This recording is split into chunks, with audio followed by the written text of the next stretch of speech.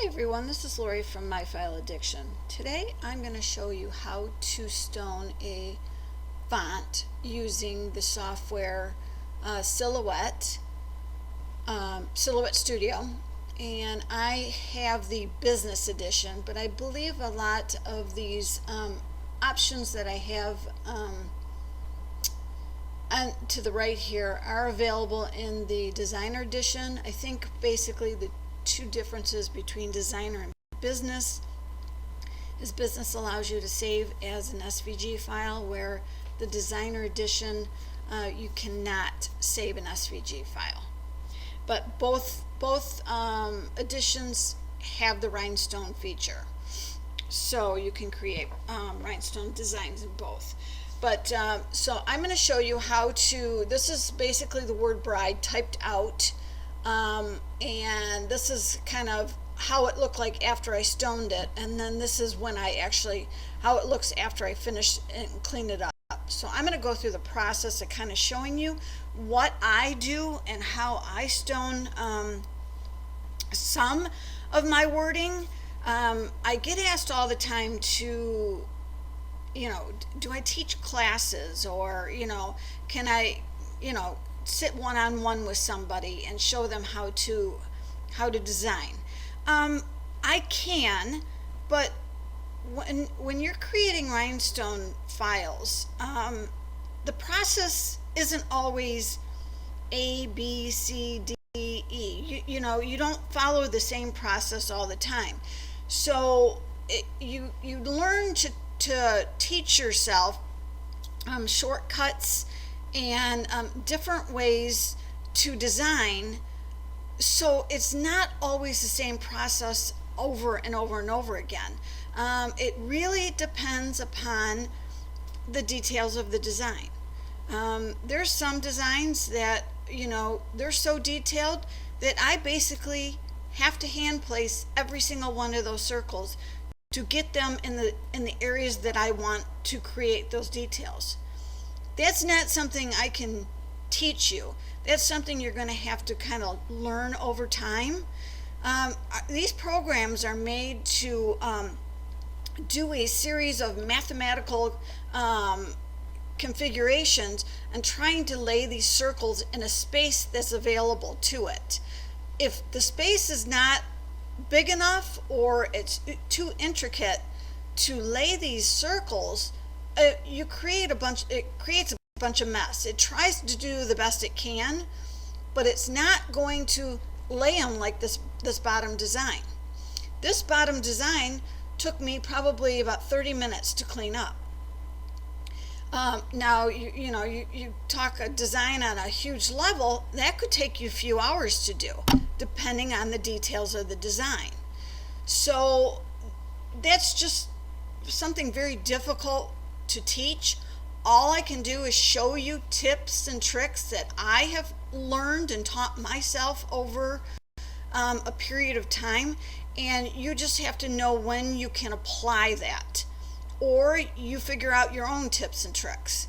So that's the biggest misconception about when people get into wanting to create rhinestone files.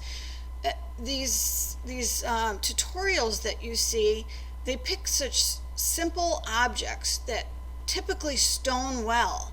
So then people think that when they're creating designs, it should be a push of a button and you're going to get the design to look like this.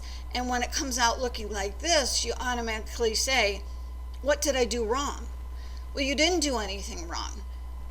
The program laid the circles doing the mathematical configuration that it thought it needed to do in order to lay those circles, and this is what it came up with. So it's up to us to take this now and go through the cleanup process, the manual cleanup process, which is probably the most time-consuming part of making a design, but needs to be done in order to make a quality, nice-looking design for your customer. And that is where all the time comes in. So like I said, you can go from creating a design in 10-15 minutes if it's something that's just very basic, Or, I've spent 7, 8, 9, 10 hours on a design, just to get it the way I want. So it just, there's just no easy directions that I can give somebody to say this is what you're going to do every single time that you create a design. So, in any case, I'm going to kind of show you how I approach my designs and what I do when I pick, a size that I'm going to make it, and in my head, what my thought process is and how I want it to look. So, this is a font that I picked, and I think it's called, let me see, I'm going to make a copy of this. If you'll watch me, when you watch me, I am constantly making copies of things that I finish, because it's easy to go back to an older version and just copy and paste and put it in place versus having to reconfigure all those circles just to make it go back to the way you want. So when you are picking a font to stone, what you should basically do is automatically make a copy of that font in its original way that you typed it in. For one thing, so you can go back and look at the name of the font. This one is called Back to Black Demo. I think I got it free on the website dafont.com or dafont.com. It's kind of a nice font. I use it, quite often, but I do make modifications to it. So, and I'll show you what those modifications are. But in any case, yeah, just kind of, that's one of my tips is you'll see that I make copies of things, and that's not a bad thing.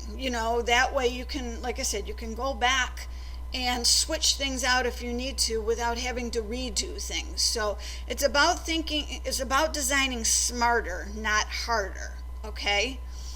And when you can just copy and paste and then make modifications to something else and say, no, I don't like that, then you can always go back.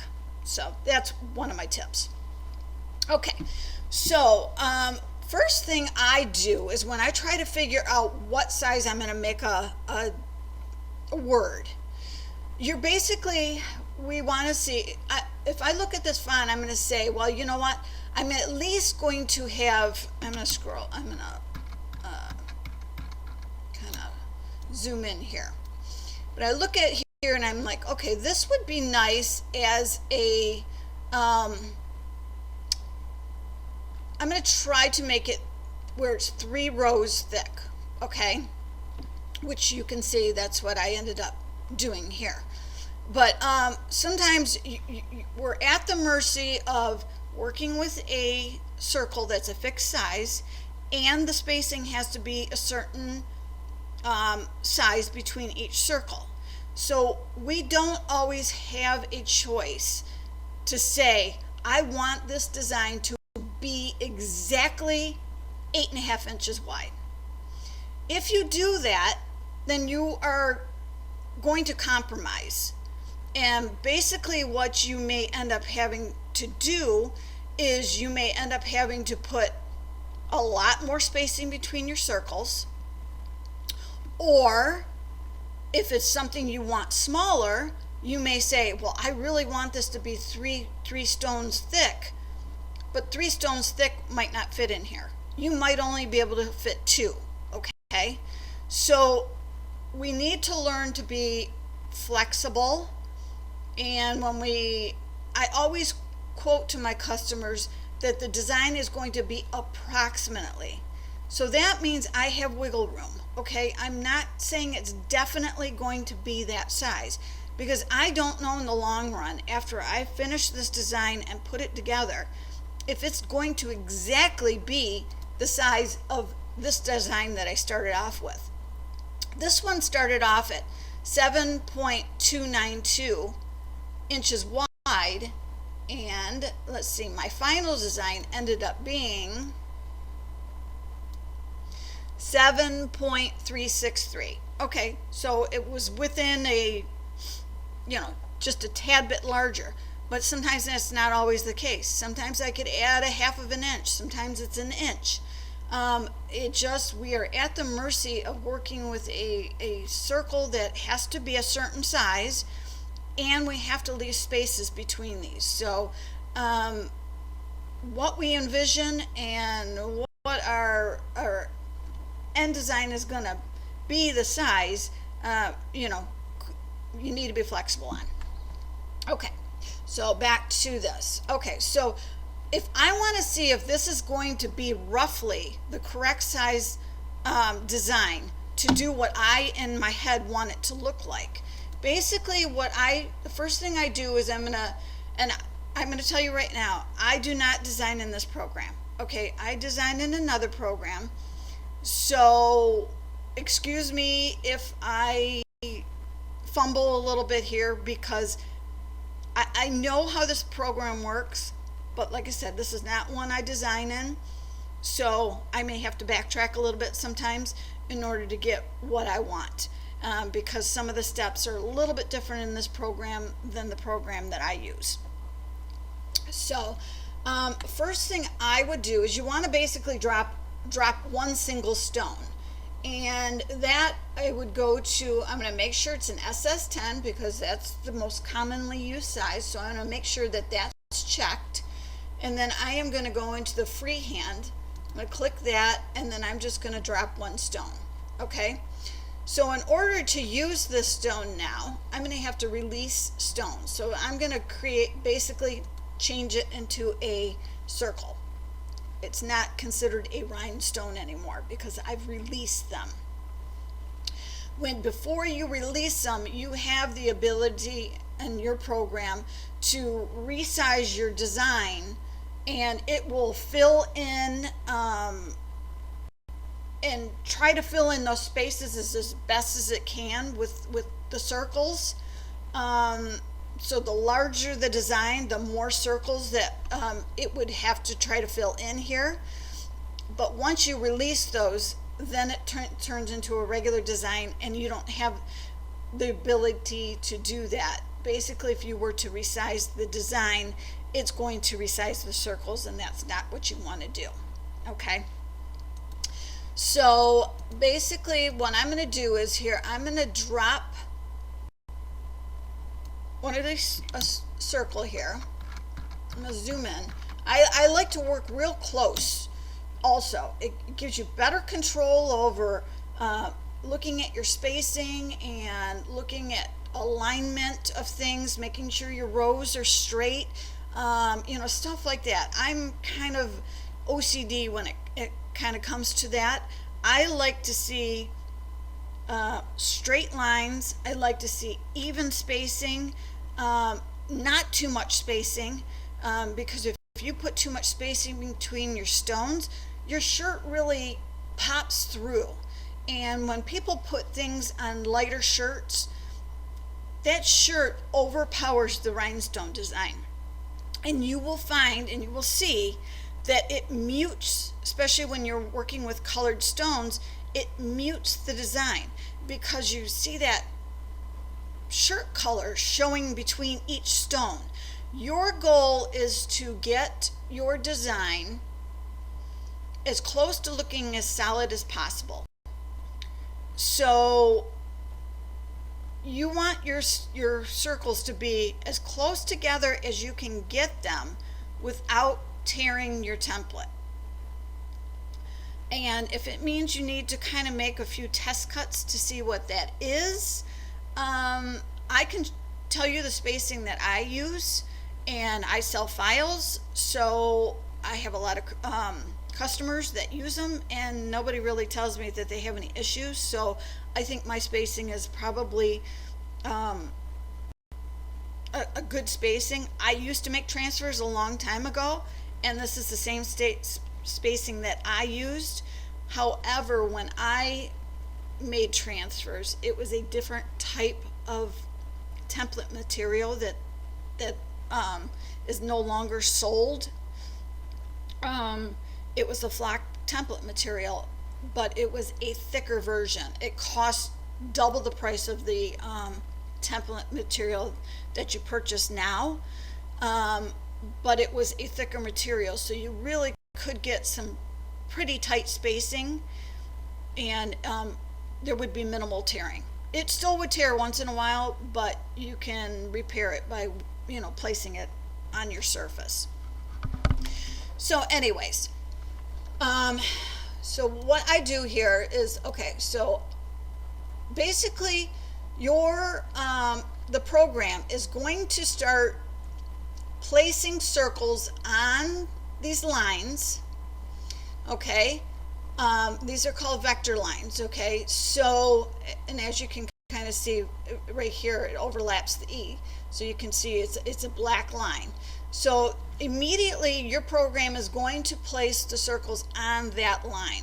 And then if we tell it we want it to fill in the middle of this area by picking one of these options here, then it's going to try to place it in the middle if it can, okay? But mainly it's going to work on the outside. Your program works from the outside in. So if there's enough spacing in the middle to place a stone, it will put it there. If it doesn't think that there's enough spacing based on the information we have plugged in via the stone size and the spacing, if there's not enough, then it will leave it blank and it will skip it. So that's why you see all your jumbled designs sometimes, okay? Because that program says, nope, sorry, this letter has started to narrow. See, at the top of the letter, it's much thicker, and then it starts to narrow down. So your program can't can't place something in that narrowed spot, because to what you told it as far as the stone size and the spacing to use, it no longer can fill that in, okay? So I'm going to manually place one here. I'm holding down my Alt key. If you can see that inside of my arrow kind of changed to I don't even know what it changes to. Oh, a little plus sign. So when you do that, you can hold down your left click and you can duplicate. And then I release it, click again, and I can duplicate it again. Okay, so basically I've created 3 stones here. So to me, this spacing is too wide, okay? But for this narrow part,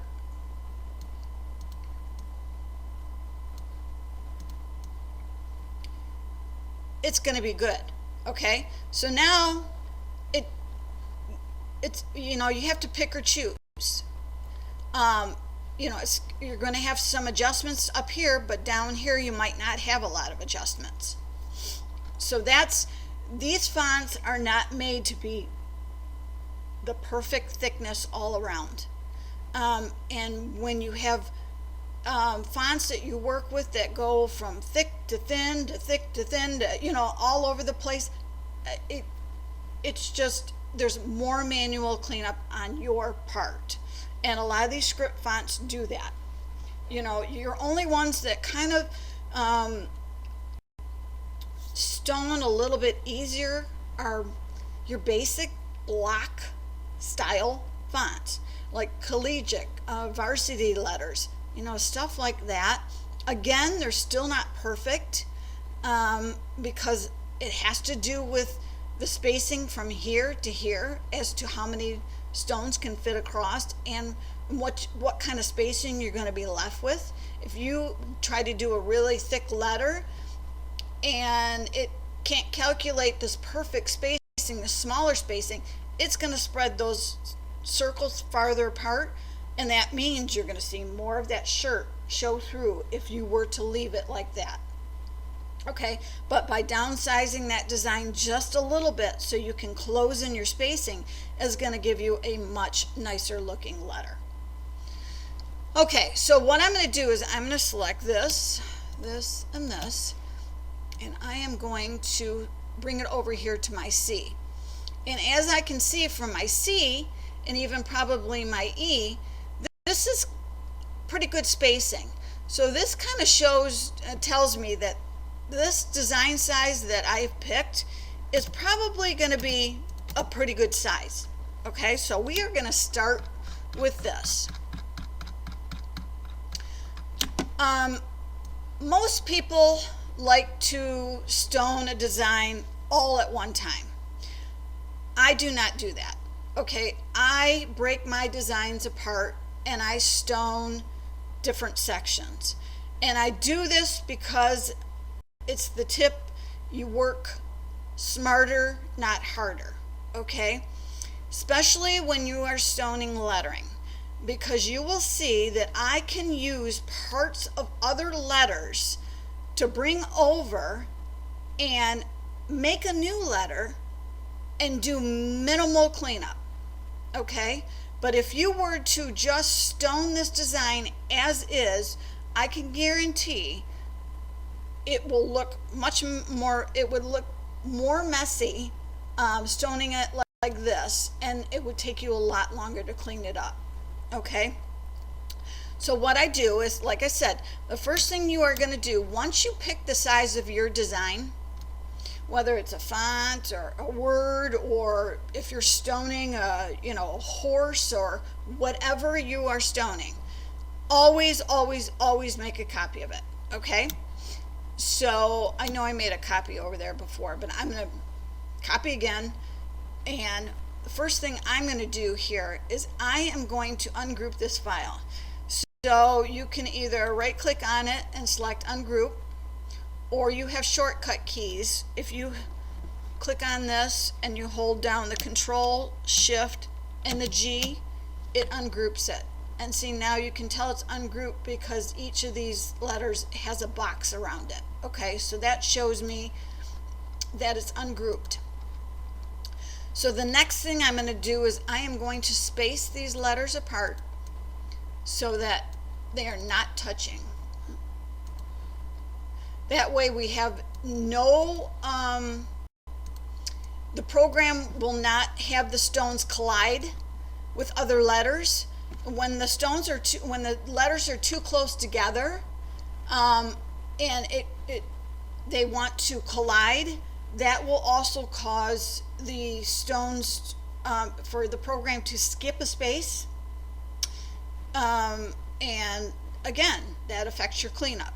So if you can space things apart and bring them together, which your wording, you absolutely can. Once you figured out what the size of this design is going to be, you don't want to separate this first and then size it, and then you bring them together and you're like, oh, that's not that design is now too big or something like that. As long as you start with the lettering the correct size that you want it to be, then you can break it apart, and as long as you don't change the physical size of these, you're good to go. Okay, you can space them apart. That's not a big deal, because we know eventually we're going to put these letters back together. Okay, so the next thing we're going to do here is we are going to stone each letter separately. Okay, so I'm going to pick this E, and I'm going to go over, this is my rhinestone panel right here, this top one. You have the ability to create, pull out multiple panels here, and I usually have them easy access to them. That way you're not clicking between your panels and that kind of thing. So you can stack them, okay? But you don't want to put too many because it kind of closes in your design space. And like I said, I like to design where I'm really zoomed in, so I like to be able to, see what I'm doing. Okay, so the first thing I'm going to do is you're going to select your stone size. Then the next thing you're going to do is you're going to go to your spacing. And you know what? I am going to show you here. I'm going to open the panel again, and I'm going to show you. Oh, no, it didn't do it. But anyways, this number here, the spacing number, Silhouette defaults to 0.039. That's too big a spacing between your circles. If you were to use that, it just, to me, it just, your stones would be too far apart. Okay. Changing this to 0.02425, somewhere around in there, is going to give you a much tighter spacing. Okay. It's going to give you this kind of spacing versus, let's see here, let's pick a letter. I'm going to ungroup this. I'm going to pick this letter. Oops. Control. I'm using the shortcut keys, and I thought it was going to ungroup it, but let's see, Control Shift. Okay, Control Shift. Okay, so now I have this letter grouped also, but I'm going to show you the difference and how the spacing is going to look if we kept this. Again, I'm going to make a copy of it. If I were to change this to 0.039, which is the default setting for the Silhouette program. So if I do that, and I picked, for this setting here, I picked the radial fill, and as you can see, look, there are so many fewer stones in this design because there's so much more spacing. Okay, so you get a tighter, nicer look by closing in that spacing, which means you have to manually override this number. Okay, so like I said, that's just my personal preference. You know, if you find that this is a little too tight and your template's tearing, then just, you know, bump it up a little bit. But going by what Silhouette has as the default, and it's to me, it's just too much. When I see designs made using that default setting, it's just like, wow, those stones could be so much closer together, and that design would look so much nicer as a more solid looking design versus having all that spacing. Okay, so I'm going to delete this. So the next thing, so after we choose this, we're going to change this to 0.025.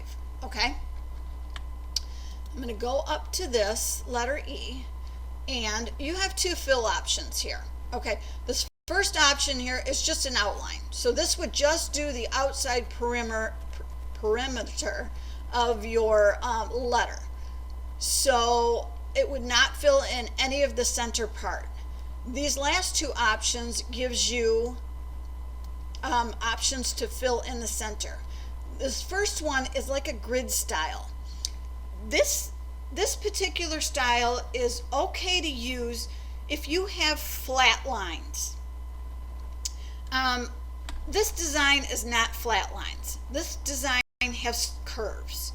I see it all too often where people use this option on curved items, like say for instance a heart. Okay, the two top arches on the heart are curved.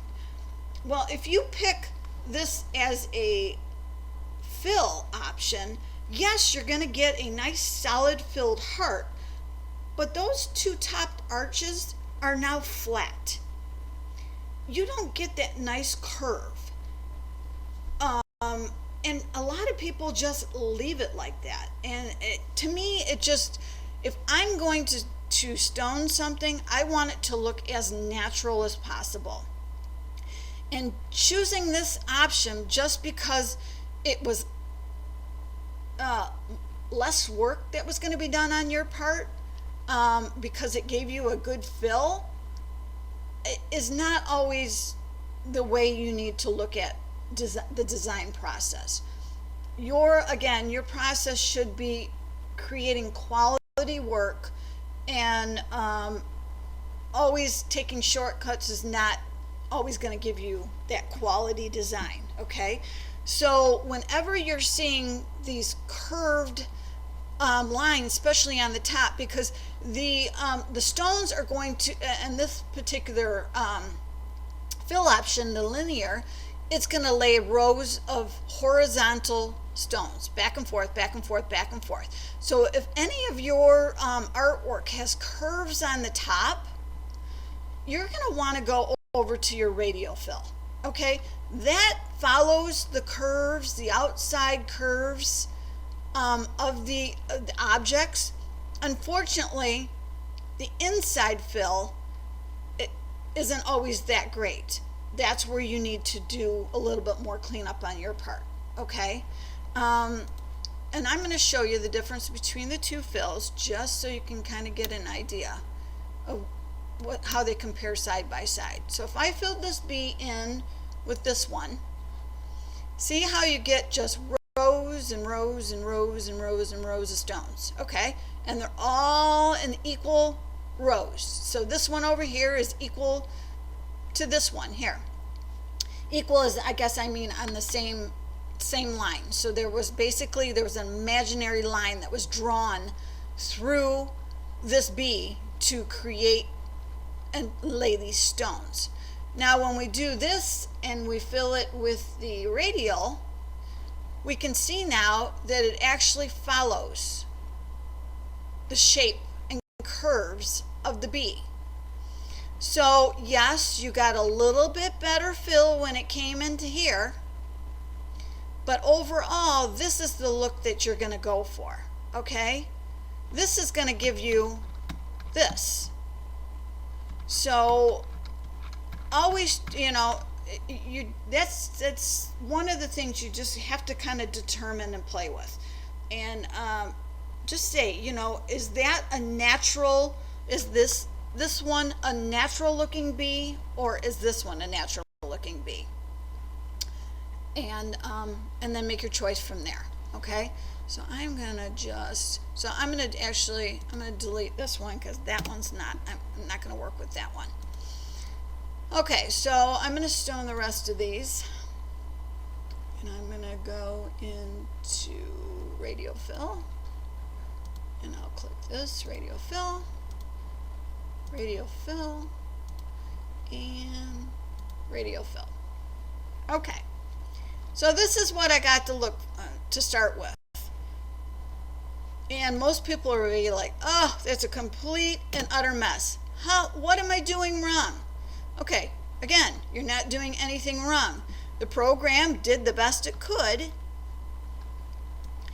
and now it's up to us as the designer to manually tweak these circles to get that word cleaned up and looking as best possible for our customer. So making a copy of your design in its original format now gives us a guide to use for our cleanup. Okay, so we're going to change this to a different color, so I'll make it like black, see. Now what we can do is we can take these letters, let's see, I'm going to move this up.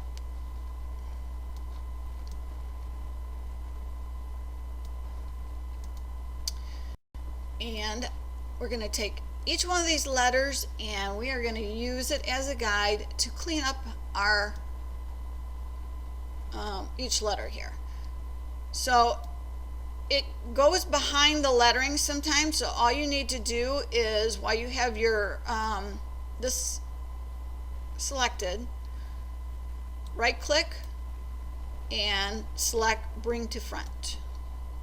Now we can put it on top, and now we can use it as a guide. So basically what you're going to do to line it up is you're going to try to line these outside circles with these two outside lines, okay, the center of the circles, and that will give us basically how we can, you're going to do top and bottom too, how you can make sure that we're creating the right form for the letter. Okay, so the next thing we're going to do is we're going to release our stones. because when they are still in the rhinestone form, we cannot alter or change, move around the circles at all. You have to release them in order to be able to edit them. Okay, so now what I'm going to do is I am going to zoom in here. Like I said, I like to work real close. Gives you better control over what you're seeing. And then I'm going to just start selecting circles and kind of moving things around. I'm going to try to see, I'm going to put this in here.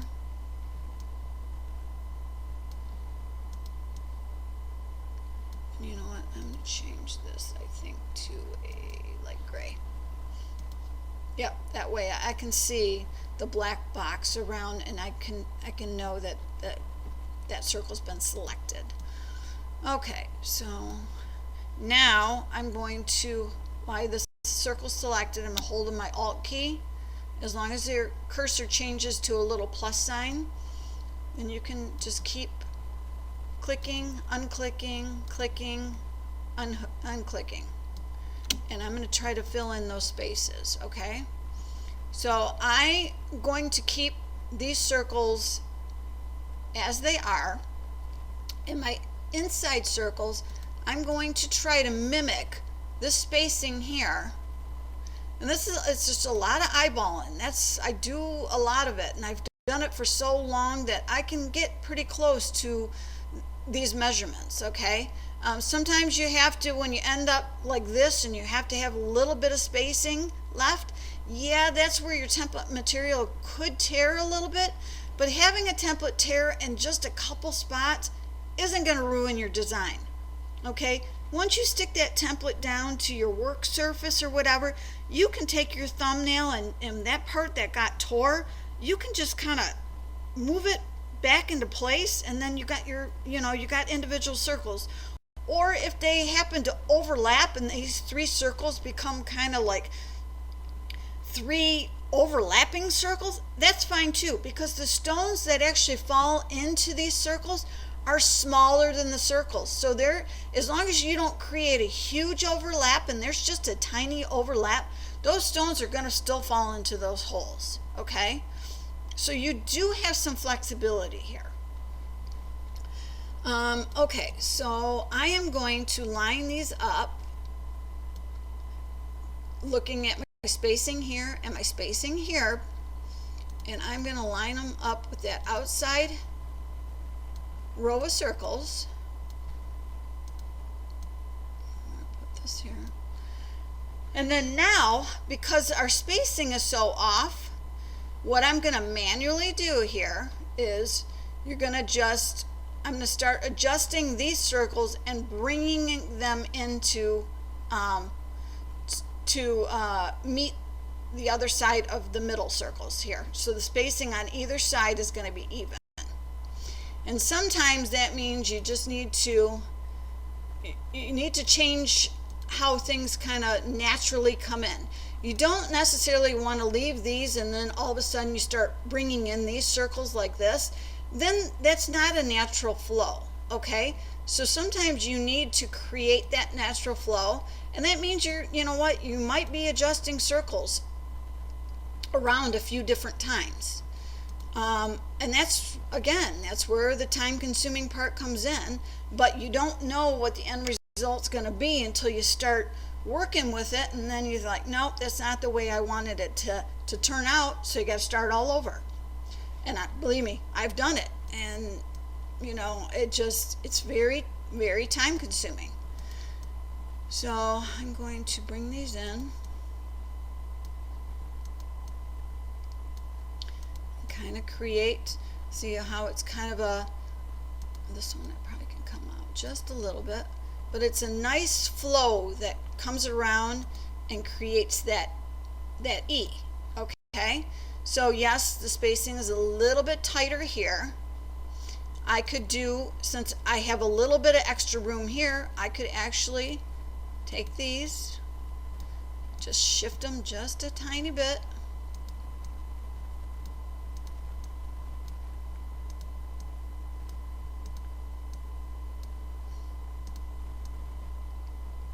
and, you know, create a tiny bit more spacing over there, okay? But it could have worked out differently. So sometimes I just go ahead and try it. Sometimes it doesn't make a huge difference, other times it does. So you don't know until you start moving things around. Okay, so I'm going to finish off this line here. So I'm going to take this, and the key when you're placing these, especially around the outside of a letter, is imagine where the center of that circle is, and imagine I try to click on the center of the circle, and then when I'm placing it, I'm matching that where my arrow is to where that line is. Okay, so that will kind of help keep you on track. Sometimes you need to vary and go off of that line when you're making certain adjustments, but I try to keep on that line as much as possible, and it just keeps the shape looking, and then we can always make adjustments if we need to afterwards. So I'm going to create these. Since this is the end of a letter, I can go all the way up to this curve here.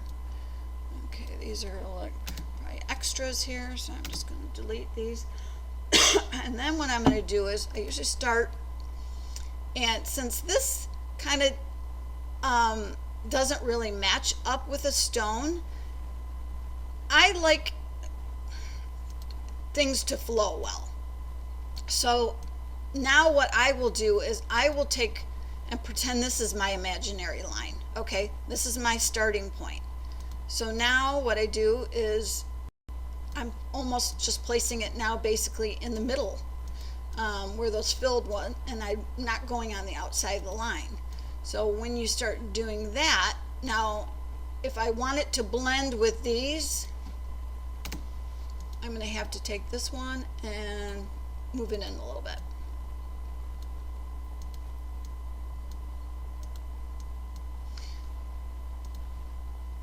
So now, zoom out. I like to do this a lot too when I start moving things around, especially in this program, because the more circles that you're trying to shift and move around, the program tends to lag. So what I do is I group them. This way nothing shifts out of place, and when you're done, you just ungroup it. So I'm going to hold down my control key, and I'm going to do G, and that groups. So, or you could do right click and then select group. Okay, so now this allows me to move all those stones around all at one time. So then what I like to do is I like to move it away and say, oh, okay, that looks good. So you can kind of now see that it's taken its shape. It went from being, I didn't make a copy of the original. See, I should have done that too so we could have compared. So I'll do it for the next letter. But, our E did not look like this before we cleaned it up, okay? So what I'm going to do now is I am just going to kind of put this E off to the side a little bit. I'm going to make a copy of this D so we can compare it to the other one. And now I'm going to do the same thing. I'm going to place this one on here. And I'm holding in my Alt key, and then I'm using the wheel on my mouse to zoom in and out. I know you can use this option up here at the top. To me, it just doesn't give me the control that I want. I like to be able to, zoom in and out a little bit here and there. When you have to zoom way out, it is kind of an extra process, but it just works for me. So you do what, works for you. Okay, so I am going to, another tip, I guess what we could do too to keep these things lined up is, I always like to design with a grid background. So if we take this and we place that lettering on the line, the black line of the grid, the dark line, that allows us to line things up, pretty well here. So let's go. Oops. Let's unclick. I had everything selected, so that's why everything shifted at one time. Okay, so what I'm going to do here is, okay, that's all lined up. So I'm going to release my stones. Move this panel down here. Oops, I can't do that.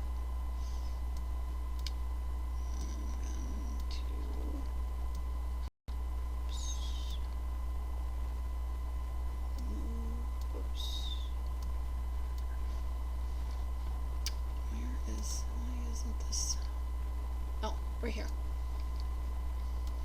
So I'm going to put this one in the middle and this one down here because I only need this one for this top. There was too much of this panel being cut off. Okay, so what I'm going to do is now I'm going to bring back in my E here, and I'm going to change my E to a different color. I design colorful too. This allows me, in your program, and also the program I design in, I can select by color. So when things kind of overlap and you want, say, go back and just select the E, say if you ungroup this by accident and you wanted to select just the E to group it, you can select by color. Okay, so when I'm coloring, when I'm designing, I make sure for every part of my design I'm selecting a different color. That allows me to select that group of circles and move them if I need to, delete them, change them, whatever I want to do, without having to go through and individually select every single circle. Okay, so I think your panel is, it's not this one, it's the panel up at the top here. Select by color. And if you went to fill color, see now all I have different. So if I were to select this, see now it just selects my E. Okay, so that's another tip that I would suggest. Yeah, each stone size I use, I also make that a different color. So if this particular E, I was making this thin part using, say, SS6 stones, I would use different colors for the SS6. That way, if I decided at some point I wanted to change those and make those SS10s, I could select just those SS6 stones and make some changes to them. Okay, but if you make them the same as your SS10s, then you have to manually go through and change and select every single circle. That's also for if you wanted to separate your templates. If you wanted to make your SS10s on one and your SS6s on the other, you could select those and separate the design. Okay, so so the first thing I'm going to do here is I'm going to release my stones. Now they're all individual circles, and I am going to delete these overlapping ones because we don't need these. And typically I start with where the letters are going to connect. Okay, I like to have them connect naturally to a stone. If this particular design, if I followed that black line, it would kind of end up being something like that. I usually drop this down a little bit.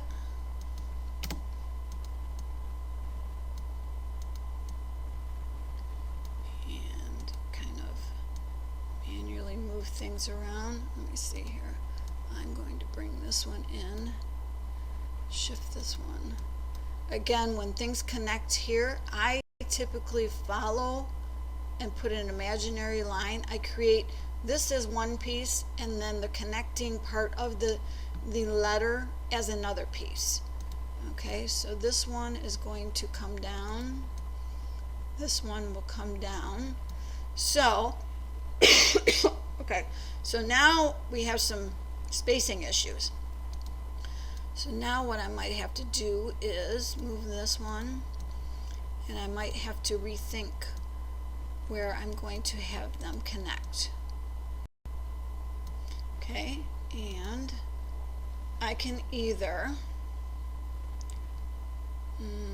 let's see here, if I move this E over a little bit, I don't want to bring my E up to have it connect, because then it's not aligned with the bottom of the D. Okay, so you basically want to keep these on the same alignment. Okay, so that's about, you know, what I should do. This is here. Let's do this.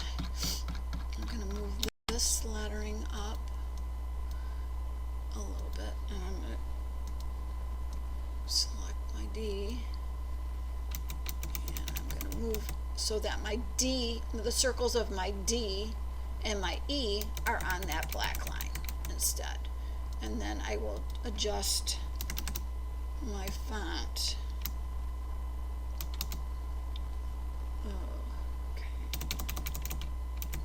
To have it line up with those. Okay.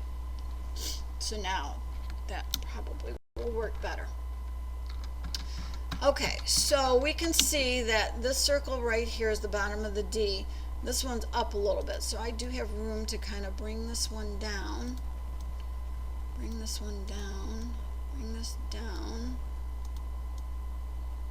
bring this down. Whoops. Sometimes if it's selected already, it won't let me just duplicate it. Okay, so back out here. Oops. And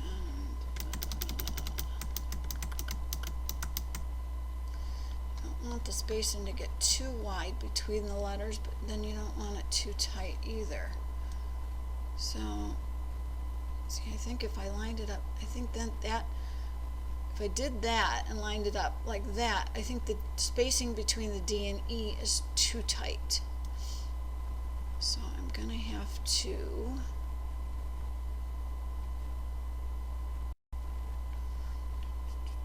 see here.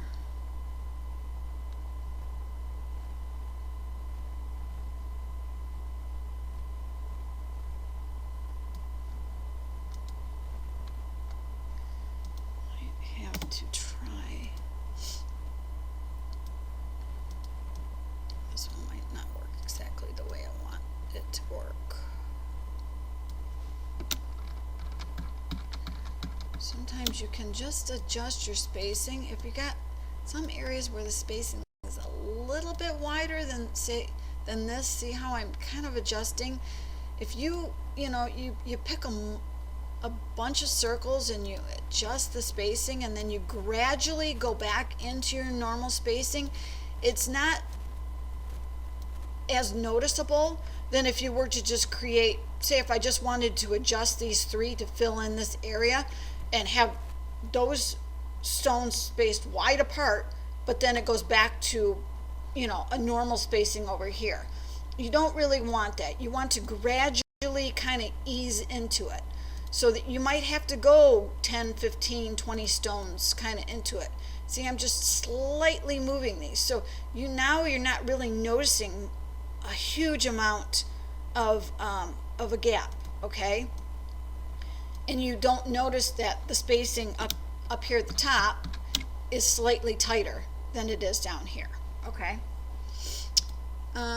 So now what I'm going to do here is I need to create, I'm going to put this down here to finish off this line. Now you have a gap here.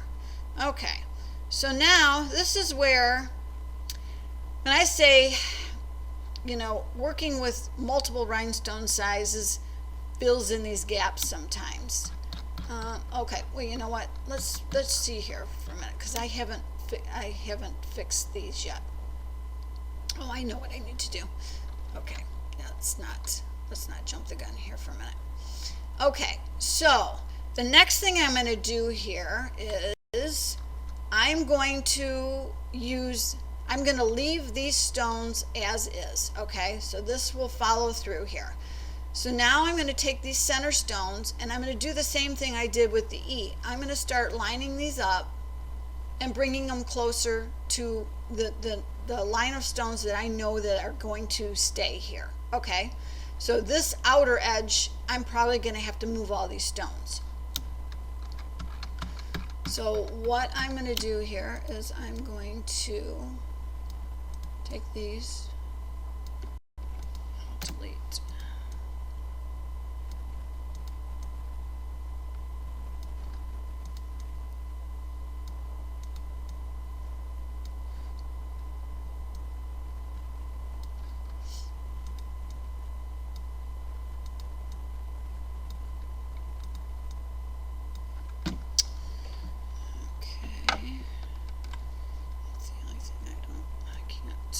Scroll down here.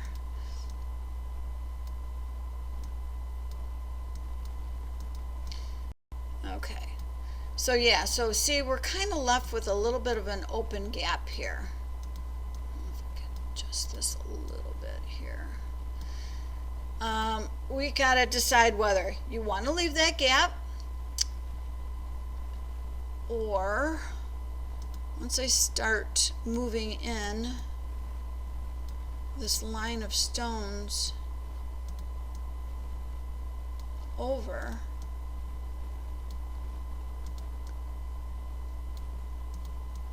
to fill in, to make them evenly spaced across.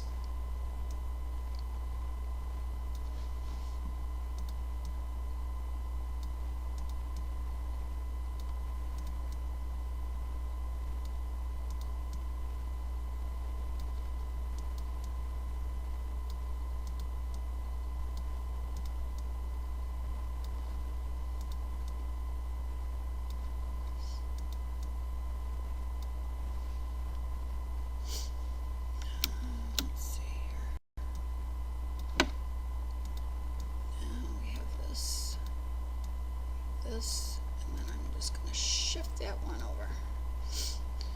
Okay, so I'm just going to close in this space here a little bit, make some minor adjustments there. So if I scroll down here, that's where I can, let's see if I can try to make some adjustments here. So I might try to bring this out. Change the pitch of it a little bit.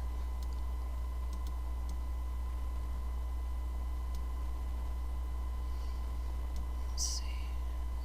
Put another one in here. Trying to fit another one.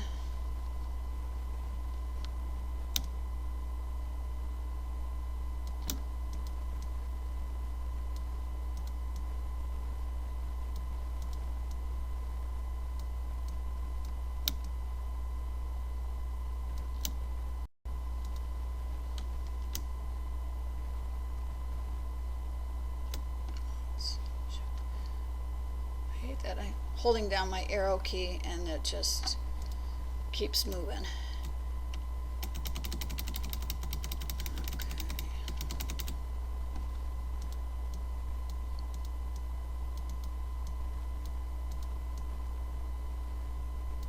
Okay, so that's what I ended up doing here.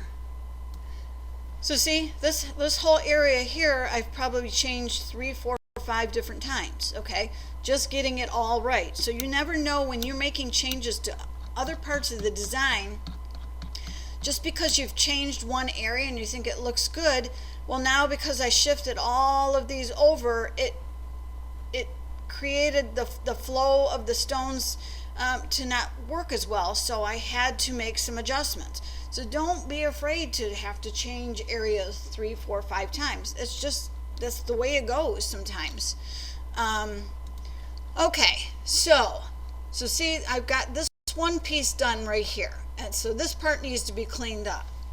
Now, when I talk about working smarter and not harder,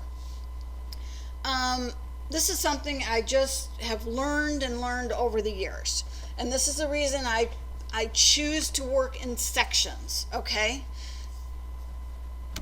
If you look at the shape of this part of the D, it's very similar to this part of the E, okay? So I could sit here and I could fix these and go through and fix all these center ones and then bring these ones in and you know, readjust this, but I did that already on this part of the E, okay? So if you want to, what you can do is make a copy of the E, and we'll bring that copy over, and because it's grouped together, we can pick it up and drag it off to the side if we need to. But I'm going to put this kind of where that D, that curve of that D goes. Like, yeah, I think that can work. Okay.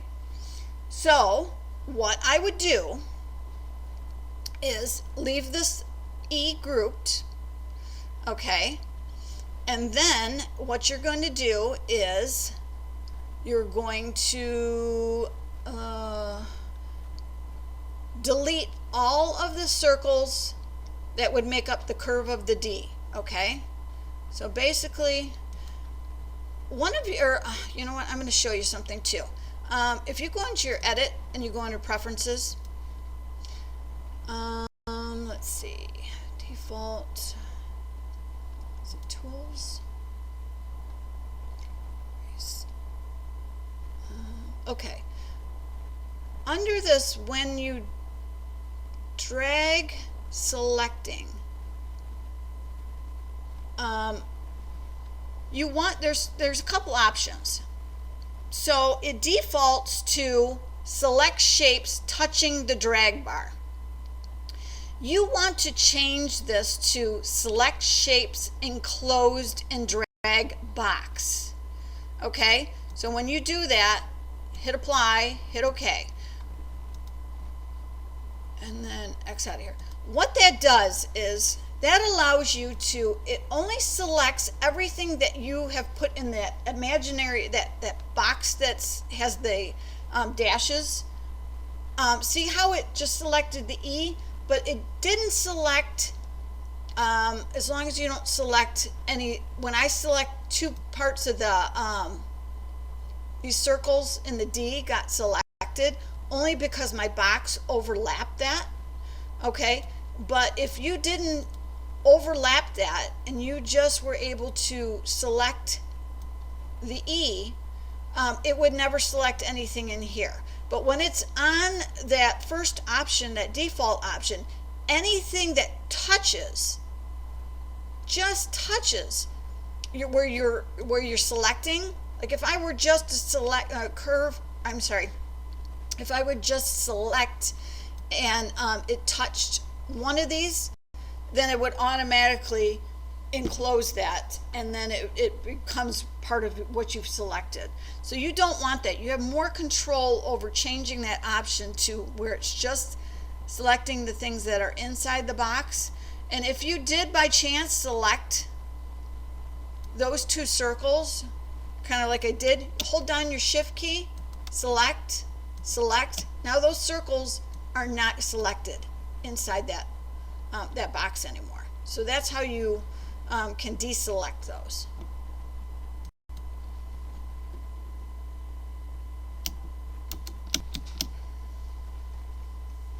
Okay,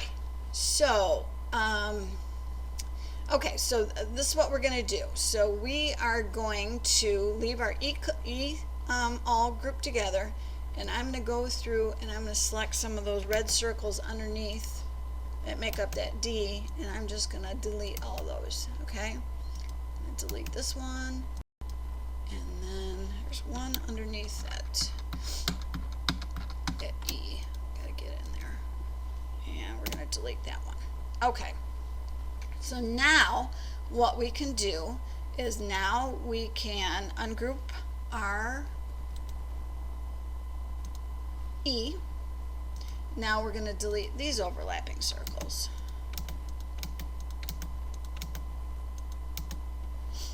Okay. And I'm going to delete these.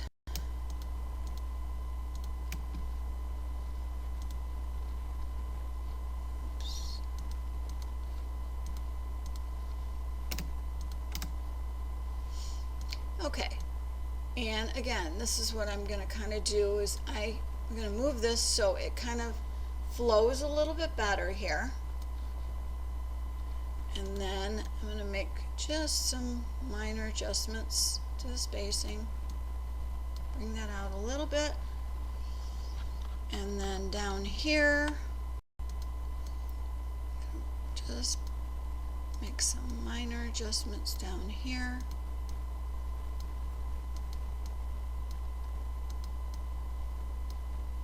Like I said, you have to kind of go through and just a few of them so it doesn't look like you made this huge adjustment in the gap. Okay, so now if I select these and I make them red, now all of a sudden select these, I'm going to group them, which is Control G, yep, and back out.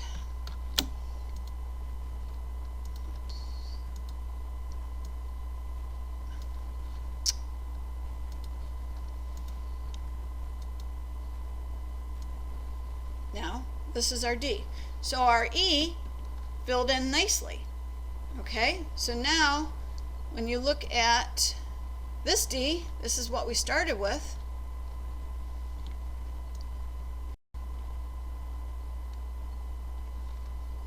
Big difference. See, cleaned up really nice. So, and then we only had to do part of the cleanup right here, and then we just minor adjustments over here. Okay, so I'm going to bring this up here. Leave that there. Okay, now my next letter is the letter I. This is where I start making some changes. Okay, now this particular I starts off really thick up here, but then gets thinner down here. Okay. To make this a nice looking design, I don't think you have to do that. When you do that, you're going to end up with nothing but gaps down here, unless you want to use SS6 stones. Then you could fill in those gaps and you could keep this natural going from thick to thin, and the style would stay the same. But if we want to use all SS10s, you're either going to make the choice of having a gap, which you can already tell from our original I that it didn't even fill it in here, but it probably could have filled in maybe 2 or 3, and then the rest of this would have been too tight. Okay, so what I'm going to do is I'm going to make it look like a section of this D.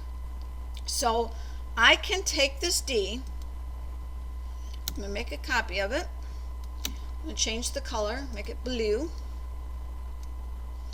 going to bring it over here.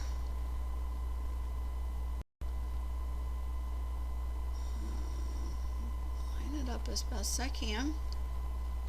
Okay, I am going to ungroup it, which is Control Shift G. I'm going to remove this part, the part we added from the E onto the D, and then I am going to delete part of these stones up here at the top. And then I'm going to zoom in. So I want this E to stay on the same level as these, okay? So that's why I went just a little bit above. It was 1 stone above. If you would have gone down to here, it might have been, just too short looking. So then what I would probably do here is I would just shift these over. And create that little swoop that you see here in the eye. We're just going to shift those over and make it look like that. Okay, so it still kind of gives you the same kind of swervy look to it, but it doesn't narrow down. It doesn't have to. You can make these minor adjustments to these fonts and nobody's going to know. Just make it look visually appealing. okay? And then for this part, what I'm going to do is I'm going to go back up to the original one up here. Since that's stoned okay, let's see, I'm going to bring this down. I need to release the stones.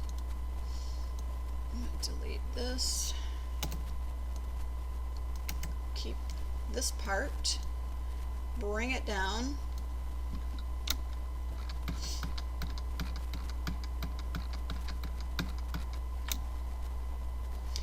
And then I will take these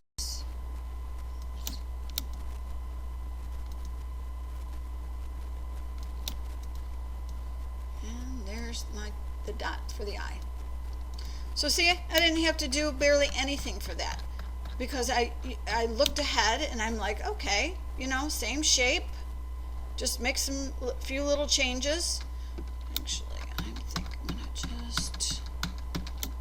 think this looks a little too, just make it a little bit like that.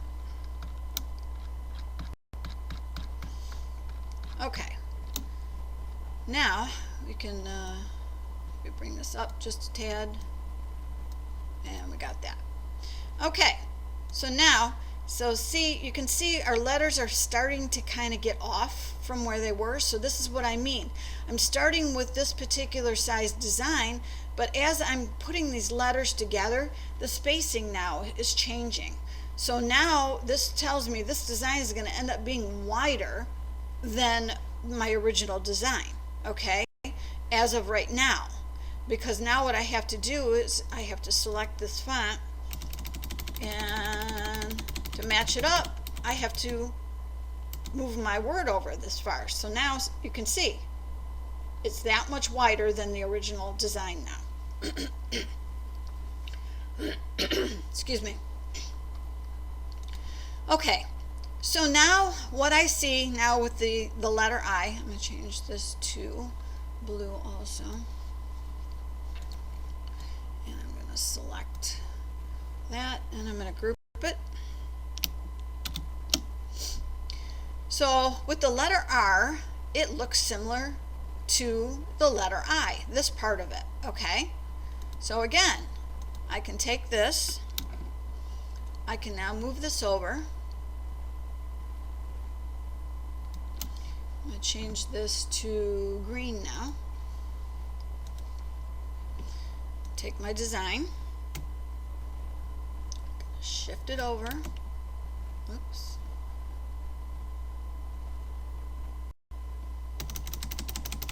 If you don't individually hit your arrow key and you just hold it down, then it just has a mind of its own. Okay, so now what I'm going to do is I'm going to ungroup this, Shift Control G, that ungroups it. I'm going to delete this part.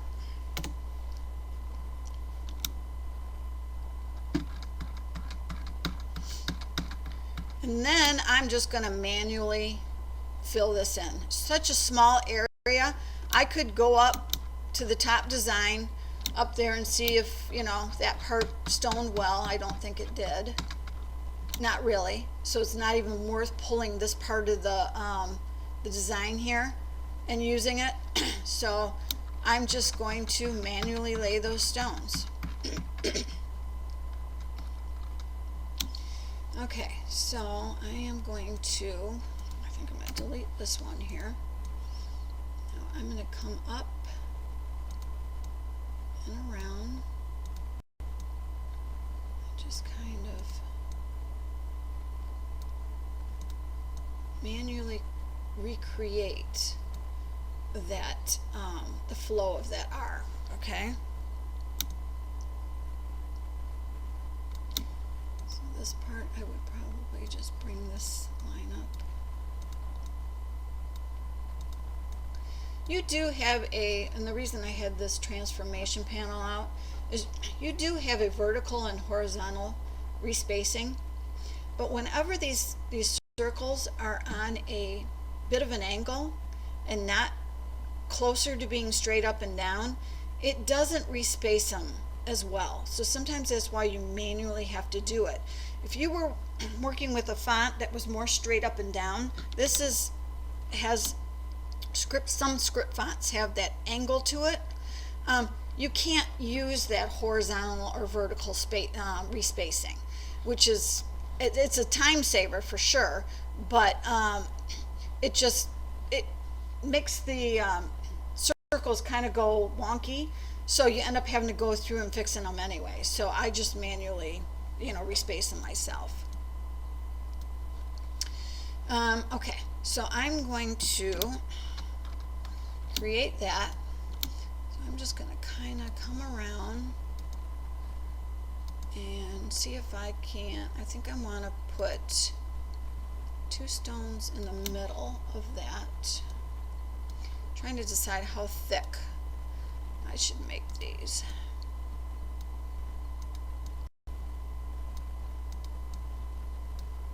If I do something like this, and then I come around.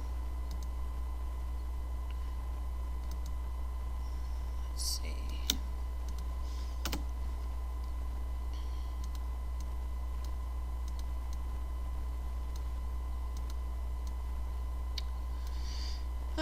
Let's see.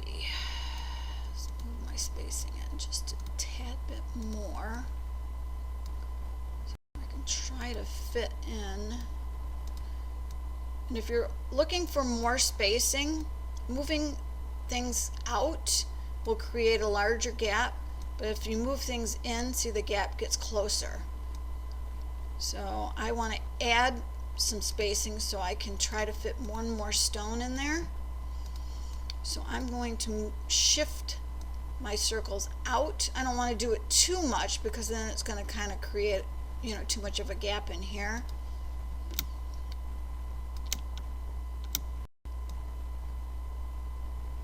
So let's see how that's going to kind of look. Not sure until I finish the R. I might have to change that, and maybe I'll just close this in so there's only one circle in the inside of it. That's a possibility.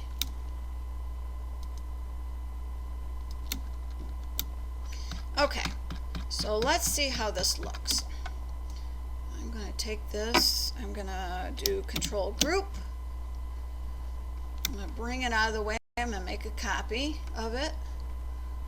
And let's see, so that looks okay. Let's see how it looks with one. So that's the reason I'm going to keep a copy. Now I can make an adjustment to this one. If I don't like the way this one looks, then I can go back to this one. So Control Shift G to ungroup it. And then let's see if I decide to delete that, bring this one in, delete this, bring this one here, and delete that one.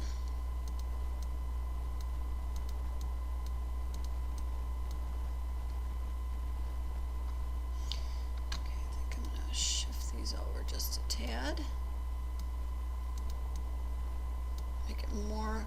I'm always looking in directions. See, I'm like imagining that there's this line, and the stones you want them to flow. You flow this way, they're flowing around this way.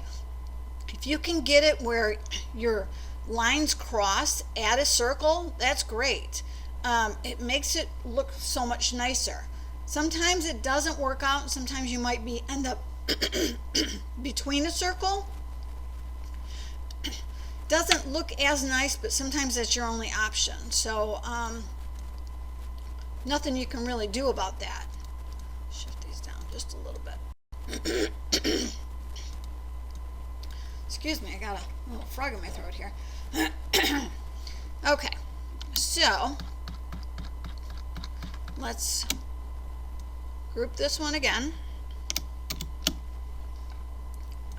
and pull this one out. And kind of look at both of them side by side. Let's decide which one we think looks best. This one or this one. So I kind of think the second one looks a little bit better. So I'm just going to keep this one just in case. And now I'm going to go back and just insert the second one that I did. See, I mean, I spent a couple extra minutes, but you know, it helped me decide visually which one was going to look better. Okay, so now we're on our last letter here, and I'm going to take this B because there's nothing in here that I can use to insert in this B here. So I am going to bring this down.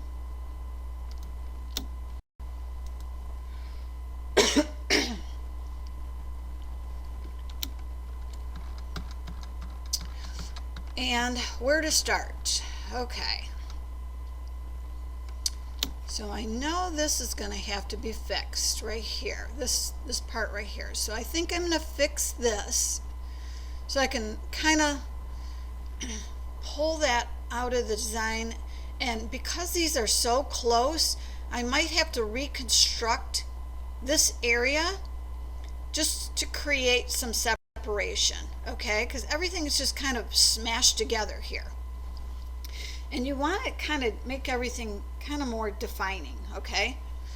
If not, it just kind of makes it look a little bit more messier.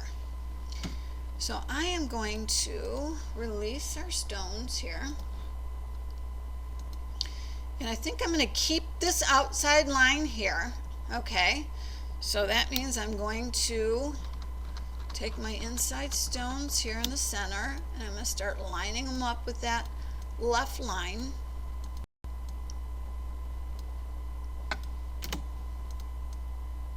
And sometimes I've picked the wrong line to keep too, you know, and I've had to rearrange them again because it just didn't flow well. So typically, if you want to keep the design the same size you're going to keep your outside line and then make adjustments to your inside lines towards that outside line, okay? And it's just kind of row by row by row. Okay.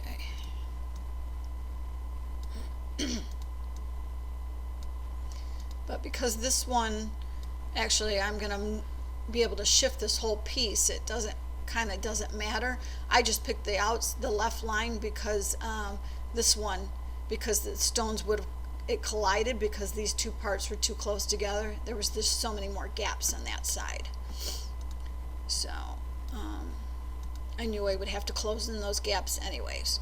Okay, so what I'm going to do is I'm going to start shifting these over. And like I said, you want to keep kind of a natural flow if you can. I might move that up a little bit.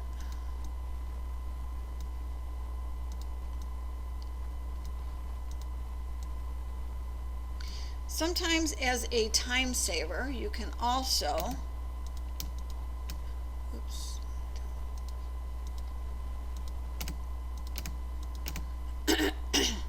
you can hold down your shift and select multiple circles, and then hold down your Alt key, and then you can bring over a whole line, okay? And I know that those are kind of spaced the way I want them to, so as long as I match them up, and as long as it doesn't, sometimes it starts shifting out, so you want just to make sure that the gaps are going to be still within what you're looking for there. Okay, so let's go up, and I was able to do this, bring this around, shift this a little bit, and now we have that center part. Okay, so you say, how can I shift that center part? Okay, so this is where being colorful comes in handy. I'm going to select these circles, and I'm just going to try to only select those circles and not any of the other circles in my B, and I'm going to start changing them to a different color. So I'm going to go purple here, and you got to do it in sections sometimes, especially when things are on an angle.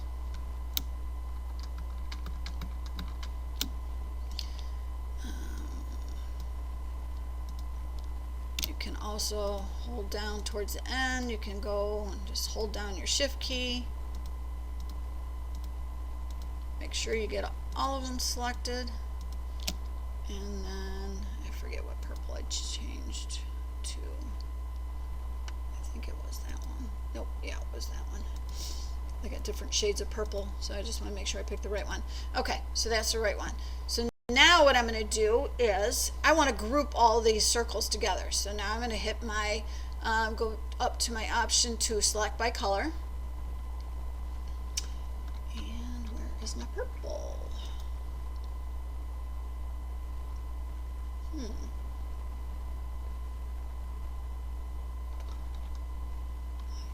don't know where that's at. That's strange. I wonder if it only shows so many colors. Okay, so what we can do, let me see if this works, because I do got a lot of colors going on here, so maybe, I don't know, maybe it's got a maximum amount of colors it only shows. Since all of these are, just double check, all of these are already grouped, I'm going to select them all, and I'm going to change them all to one color. I can, because I can easily now just, if I want this letter, I can grab it, okay? Let's see if that makes a difference or not. I still don't see that, but let's, I don't know why the purple is not showing up. That is very odd.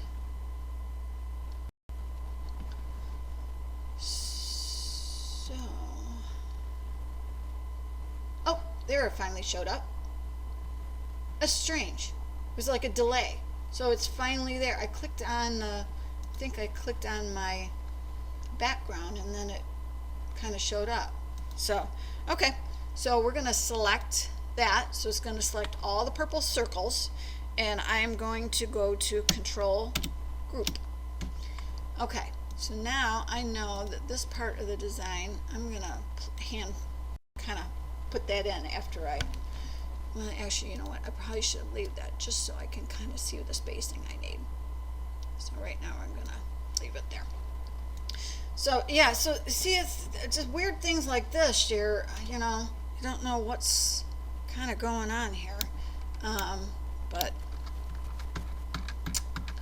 okay, so I need to reconfigure this part here, okay? And again, you can make these changes and nobody's going to know but you, okay? And you're going to make the design better looking sometimes by making these changes than going strictly off of exactly the way that the font or the file was set up, okay?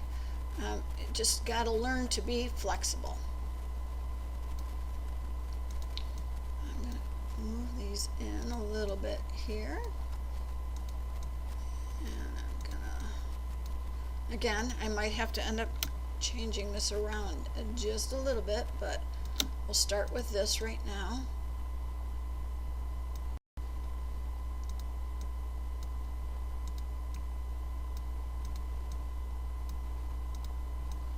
Okay, so now that creates that little bit of a space. So now we can just kind of shift this over a little bit, make it more centered, and now everything's not going to run together. Okay, so the next part of the design I'm going to work on is I'm going to work on respacing and clearing up the bottom part of this B here. Okay, so I'm going to move this here, do a little shift in here.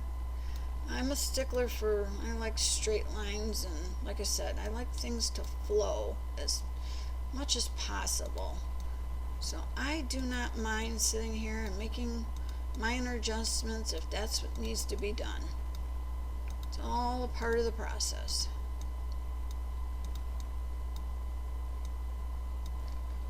Trying to make it so it's not so bunchy looking in here.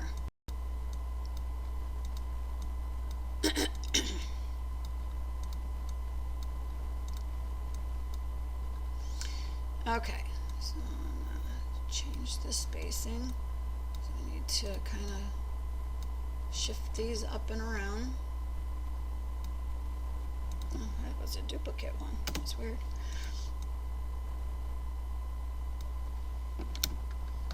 Don't know how that happened. Okay, so it looks like I'm going to have to do a lot of shifting, bring this around. So it looks like all of these stones I'm going to have to shift and respace.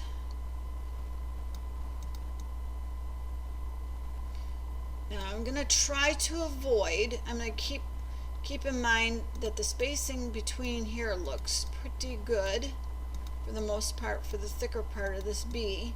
See, we went from 3 stones to 4 stones for the B because it's a uppercase letter, so it was a little thicker. So you can do that. I mean, I could try to dwindle it down and make it 3, but I think it would make it look kind of skinny looking. So sometimes you just need to keep it the way it was typed out, you know, and it was just typed out a little bit thicker than the lowercase letters.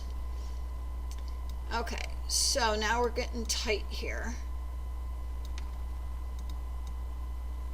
I'm just going to make some minor adjustments to these so I can keep these going, okay? So as you can kind of see, like, the spacing is a little...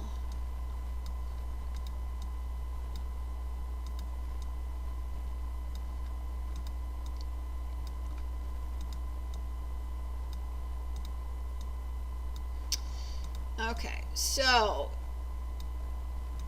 it's really, I mean, it's up to you whether you want, you know, that tight of spacing or not. You can, like I said, it, you know, yeah, your template material may tear a little bit.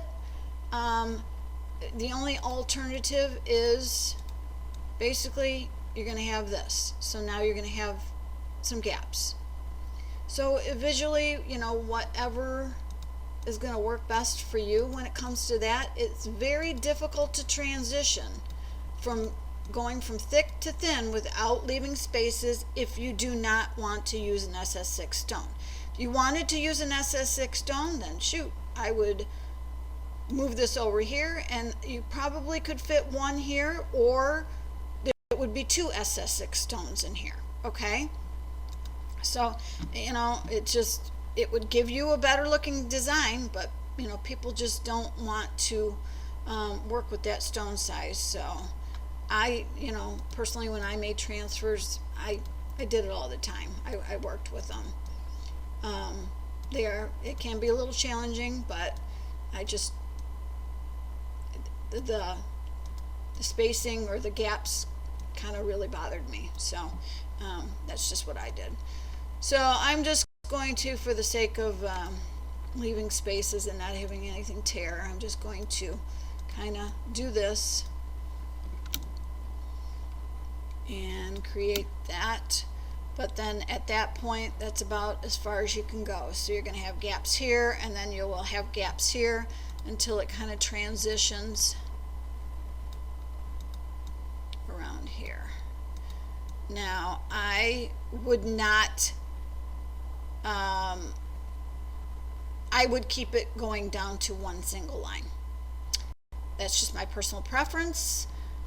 So now we got to decide how we're going to swing this around and what we're going to blend it into. Do we blend it into this one, or do we blend it into this circle? Okay, because it just depends upon how you want it to kind of come out the other side. I think I'm going to pick this lower one, only because if you pick this one and if you visually follow the line, it's coming out here, might just, I don't know, maybe look a little bit too high. So I'm just going to delete. So now we're going to have to make some adjustments. And we're going to have to go off of our following that black line because I need to gradually curve this in naturally so that it ends up over here. Okay, blending into here. So you just have to gradually do it. And this just kind of takes practice.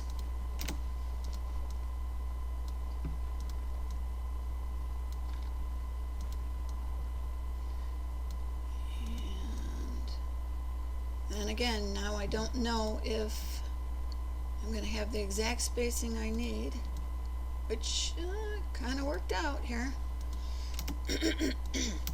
Okay, so now you can see I didn't gradually, it kind of went a little wonky here. So sometimes it might be better to start from this circle and work your way down because it's easier to make minor adjustments on a curve than a straight line. Okay, so had this not worked out where the spacing would have been perfect, then I wouldn't be able to put a stone in there. So you're better off starting here, adjusting this. I'm going to zoom in here.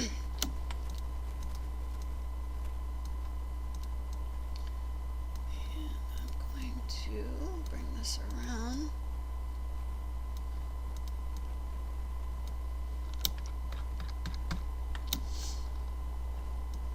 Oops.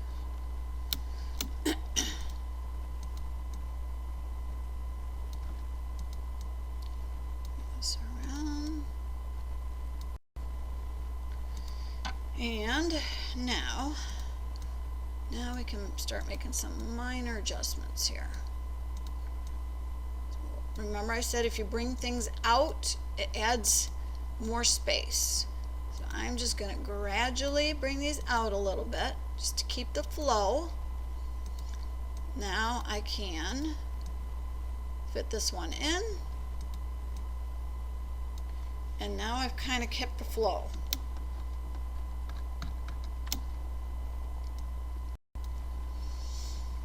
Now I'm going to go over and follow this one, create this, this.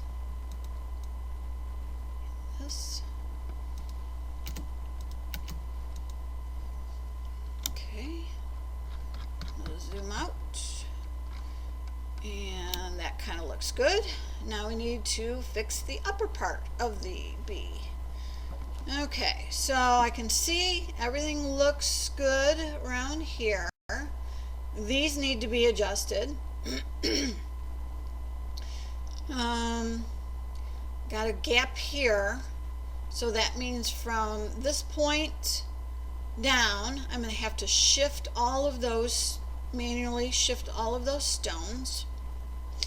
What I'm going to do is going to leave a gap and make it single stone here and then start picking up, making it thicker over here.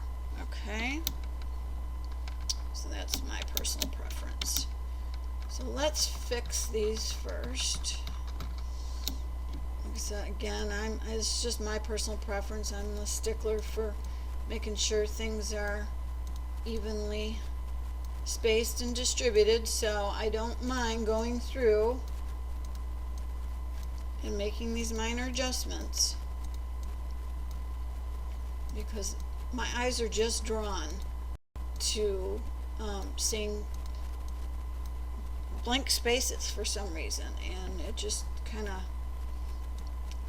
drives me nuts. So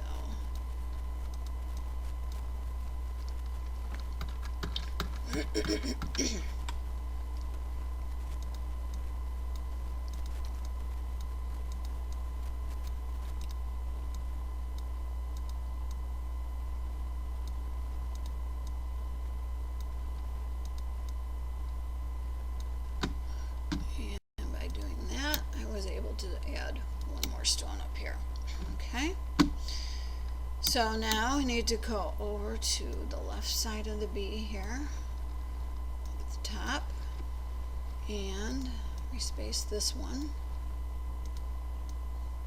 And unfortunately, when stones are on a curve, you can't grab a group of them and just move them because it's going to change your curve. So I have to manually move all of these in order to respace them.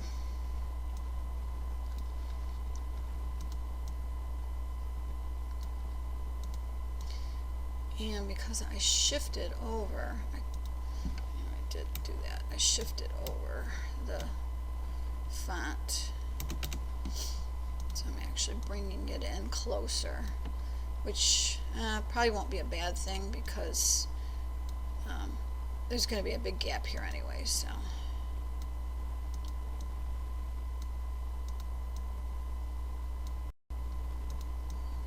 I can move these, change this, put this in a little bit here.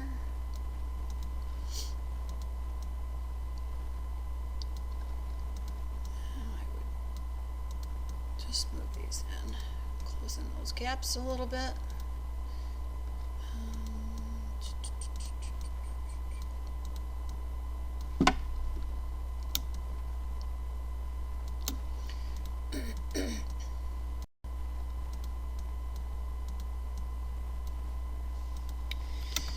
Okay.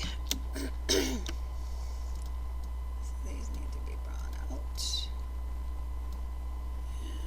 Probably leave it like that. Let's see how it looks after we change. I'm going to change everything to red. I'm going to group it. Control G. Move it. And that looks, to me, the design on the bottom here, it looks a little flat. So I'm going to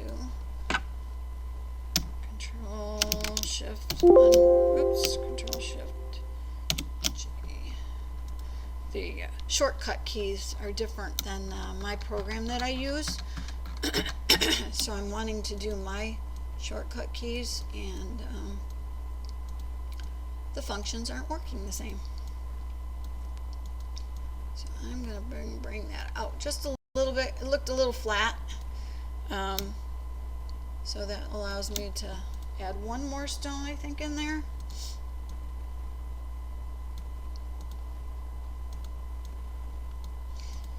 And let's see.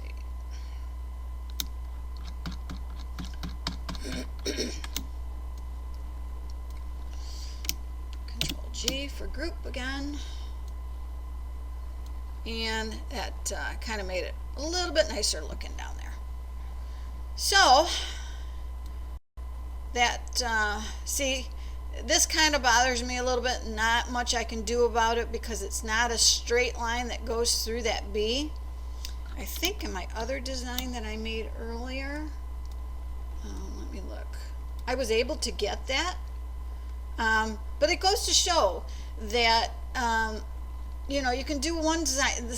This design I made earlier was the same. I used the same exact font and the same size and everything. But as you can see, things are a little bit different. See, the pitch is a little bit different. I did decide to go up higher on that one.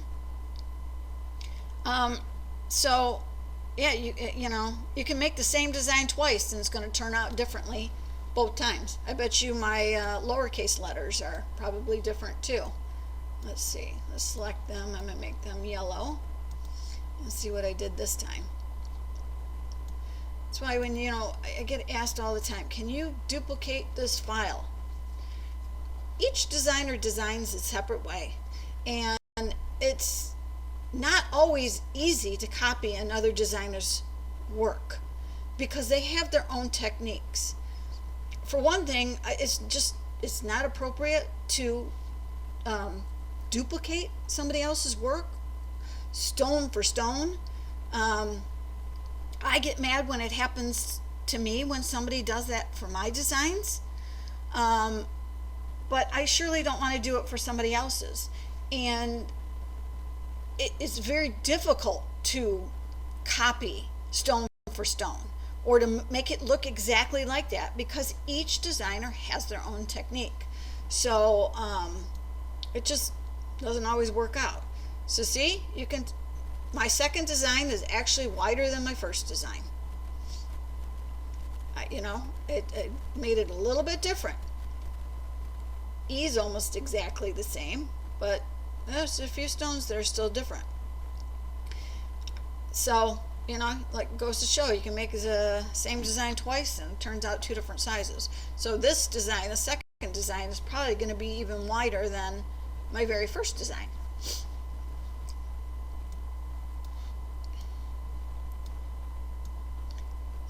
Let's see if I kind of put it in the same position here. Let's see, this one is 7.855, and I said this one was 7.363. So it's about a half of an inch wider than my second design is a half of an inch wider than the first design I made. So, and I did the same techniques. It's just where your eyes kind of shift things around here. So, okay. Another option I was kind of playing around with, I wasn't sure if I liked this little tail on the bee. So when I made it earlier, I made a couple different versions. First of all, I wanted to see what it looked like if it was connected. And I wasn't quite sure that was what I liked. But then I made a bee that didn't have that little tail coming out. That one I kind of liked because that allows you to kind of move your lettering and not feel like it needs to connect. If you wanted to make it more even with the bottom of the bee, you could do that, or you can, make it higher up like the original design too. But this one's not bad either. I'm going to change it all the same color. And yep, so the only thing is it just doesn't look like it would flow if it was going to be connected, but that's all right. So those are some tips and tricks and things that I do when I design, and maybe now you can kind of understand where it's just all about preferences, what the designer likes and dislikes, being able to visually look at a design and say, hey, can I use a part of another letter, or I don't care if it's even a part of a leaf from a different part of the design, and you can take it and you can copy it and you can flip it and you can rotate it, and you just need to look at different parts and not just the design as a whole and start cleaning up. That's working harder. You want to learn to work smarter, and smarter is always breaking a design down and saying, okay, how can I create this smarter and faster? Okay, this did take me a while to do because it was a tutorial, but like I said, my first one doing it took me probably, I would say, about 30 minutes to clean it up. Okay, that's that's average. And if this was bridesmaid, that could have taken me 45 minutes maybe to do. So it's not an easy, fast process by no means. So whatever tutorials you watch, and you watch them fill in hearts and stars and just generic objects, and you're like, wow, they did that as a push of a button. It's not like that. And our customers challenge us with unique style logos and words and all different kinds of crazy things and different sizes that they need them to be. And sometimes it's doable, sometimes it's not. And if it is, you need to figure out how to do it. And it's just all about thinking it through. So I hope this information was helpful, and thanks for watching.